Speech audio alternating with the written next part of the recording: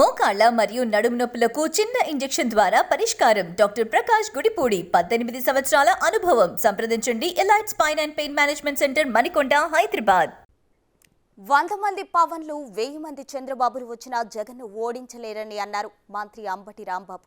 గుంటూరు జిల్లా ముప్పళ్ల పరిధి నాన్నపాడులో అభివృద్ధి పనులు ప్రారంభించారు. వైఎస్ కుటుంబానికి తాను విధేయుడని, ఈ ఎన్నికల్లో తనను గెలిపించాలని ప్రజలను కోరారు. మీ ఆశీర్వాదంతో నన్ను గెలిపించాలన్నారు. 2014లో ఎన్నికలు జరుగుతుంటే మేము ఓడిపోయిన సంవత్సరం నేను ఇక్కడ ఓడిపోయాను. జగన్మోహన్ రెడ్డి గారు ముఖ్యమంత్రి కాలేదు.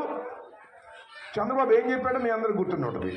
ఇలాగే పబ్లిక్ మీటింగ్స్కి వెళ్ళాడు. పెద్ద మీటింగ్లే, అప్పుడు పెద్ద నాయకుడు కదా ఆయన, అందుకే పెద్ద మీటింగ్లు. రైతులకు రుణమాఫీ చేస్తా అన్నాడు. ఎన్ని రుణమాఫీ? 98,000 కోట్ల రూపాయలు. ఏమైనా రాష్ట్రం విడిపోతుంది, ఆర్థికంగా దెబ్బతింటుంది, ఎలా చేస్తావయ్యా అని అడిగారు మేధావులు. ఎన్నికల కమిషన్ కూడా పెట్టారు. ఈయన అన్ని తప్పుడు వాగ్దానాలు చేస్తున్నాడని, మోసం చేస్తున్నాడు జనాన్ని అని ఎవడు నా పోటీ పెట్టాడు. ఎన్నికల కమిషన్ కూడా నోటీస్ ఇచ్చింది.